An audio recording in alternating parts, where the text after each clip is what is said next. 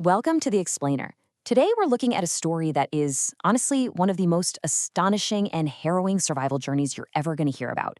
But it's also a profound spiritual journey, one that completely challenges our fundamental understandings of near-death experiences. We are unpacking the case of Robin Lansong. And guys, this is a story that spans continents, war zones, and literally the boundaries of life itself. Okay, let's dive into this because the core mystery we're unraveling today is just wild. How does an 8-year-old girl, raised on the east coast of the US with absolutely zero Christian or Hindu upbringing, find herself thousands of miles away in Africa, encountering entities that perfectly map to Jesus and Shiva during two completely separate near death experiences? It's this massive, fascinating puzzle of culture, consciousness, and raw survival. Section 1. An unimaginable abduction. So, before we get to the spiritual side of things, we really need to ground ourselves in the stark physical reality of 1977. This child endured an absolute logistical nightmare. It all starts with severe neglect back in the US, which left her vulnerable to an abductor who, and I mean this literally, smuggled her inside a duffel bag on a military flight. When they finally land in Africa and eventually make it to a market, he just abandons her. After being passed along and abandoned yet again, this incredibly fragile, injured 8-year-old is suddenly all alone in rural Rhodesia, which is now Zimbabwe, right during the absolute height of the Rhodesian War. Her vulnerability in this war zone, it just cannot be overstated. But fortunately, miraculously really, she was eventually brought to a rural village. Now, taking in a white child during this specific racially charged conflict was a huge, potentially lethal risk for this African village. No joke, it was incredibly dangerous, yet they welcomed her anyway. A woman sang to her, bringing her into the community through ceremony. For a kid who had literally never known true maternal care, this was a total lifeline. As Robin recalled, she literally just collapsed in her arms and let her be her shelter and let her be her new mother. She had finally found this momentary sanctuary from the nightmare. Section 2. The First Crossing. We're going to slow down a bit here. While she was playing alone by a creek one day, Robin looked up to see a soldier aiming a rifle right at her. She knew, in that split second, that her physical life was ending. Let's move to and see how this builds, because what Robin describes next is this highly structured three-stage journey through her very first near-death experience. First off, she's met by two Black women she calls greeting sisters, and they offer her entry into this glowing orb of restoration. But she hesitates, because she is just so desperate to return to her newly found African family. Well, that hesitation sends her backward into stage 2, a dark cave of purification. Here, a guide actually helps her shed all this deep-seated self-blame she'd been carrying.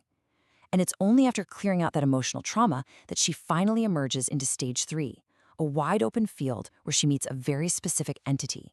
She describes meeting a man in a robe holding a sheep herder's staff. It's a figure she later realizes maps perfectly to Jesus. But what happens next is visually and philosophically just astounding. As she's trying to figure out who he is, his face starts to shapeshift. It turns into a lion, and then it shifts again into the face of a Toto, one of the men from her adoptive village. The entity was actively demonstrating a really profound truth. It's not the form that matters, it's the connection. The visual representation was entirely secondary to this pure, overwhelming feeling of love. So then, he leans his forehead right against hers, granting her his field of vision, and this is what she saw. She called them golden spiderwebs. It is just a breathtaking visual model of human consciousness. She saw that within every single person is a sparkling gem, and we are all woven together by these glowing, living lines of connection. And it wasn't just some static image either. She learned that these literal threads of connection can actually be strengthened through our active focus and love. Section 3. The Web of Connection. Having absolute trust, she leans her whole being into this entity, and they travel through a tunnel toward a place she simply calls the Great Heart. She said it felt like going home to the original place of unification. And what's super fascinating is she describes this origin not as a physical location, but as a sonic one, a place where she was originally, in her words, sung into being as a sound. But right as she is about to reach this total unification, earthly connections pull her back. Out of nowhere, she hears the very real song of her adoptive African mother piercing straight through the spiritual realm. This earthly tether triggers a sudden memory of her unfulfilled purpose. She realizes she needs to return to be a medicine singer, to use sound to help others remember themselves. Making this active choice to return pulls her backward like a rushing river, plunging her straight back into her broken physical body. Section 4. The second crossing.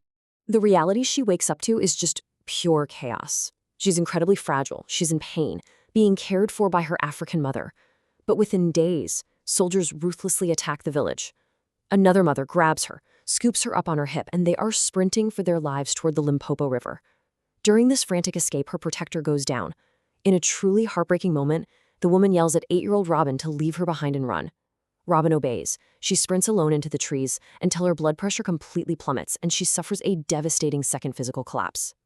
This initiates her second near-death experience, and visually, it couldn't be more different from the first. Instead of a warm field, she enters this totally white, blank horizon. Then, a blue bouncing ball appears, and the words, "You will live," show up, sung to the tune of 3 blind mice. It feels exactly like a children's television show.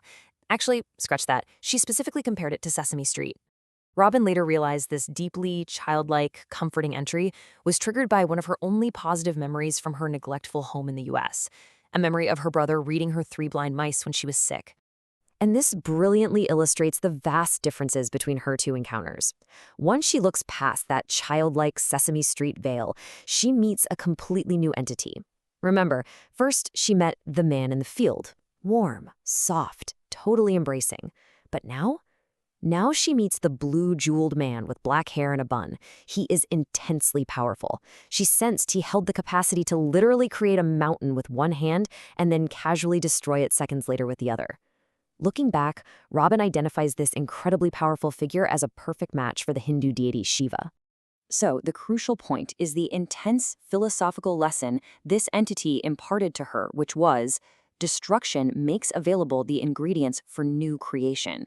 See, this being wasn't saving her out of soft, gentle love. He was commanding her to live because she was part of a massive, cosmic cycle of creation and erosion. It's like how a mountain has to be broken down to create a sandy beach, right? Her intense suffering and destruction were simply the ingredients for whatever she was meant to become next. Section 5. Beyond Prior Beliefs. That intense command to live forcefully ejected her from the spiritual realm, dropping her right back into the pitch-black darkness of the African bush, completely alone. But the presence of that powerful entity stayed with her. She wanted to give up so badly, she had lost absolutely everyone she loved. But he commanded her to move. He forced her to physically crawl, inch by agonizing inch, through the entire night toward a nearby well. And that grueling crawl is exactly what saved her life. The next morning, she was discovered by a remarkably brave woman from a different village. When other people warned this woman not to bother with the white child because it was just way too dangerous, she delivered this incredible defense. She said, "She's a living human being. I'm not going to throw her away." She washed Robin, bundled her up, and ultimately ensured her survival. Now, what's really interesting about this slide is the profound paradox we're left with. On one hand, we have Robin's earthly reality, an 8-year-old from the U.S. East Coast with a zero Christian upbringing and absolutely no exposure to Hinduism or Indian culture. Yet, on the other hand, her completely unprompted near-death experiences perfectly mirror specific encounters with Jesus and Shiva. Conventional wisdom argues that our brains construct near-death experiences using the cultural and religious building blocks we already hold. But if that's true, how do we explain encounters that entirely transcend a person's lived experience? Does consciousness tap into some universal matrix of archetypes? Maybe those golden spiderwebs Robin saw? Or is there an objective spiritual reality out there that exists completely independent of what we've been taught? It is an absolutely incredible story and an even more incredible question to leave you with today. Thanks for joining me on this explainer, and keep questioning everything.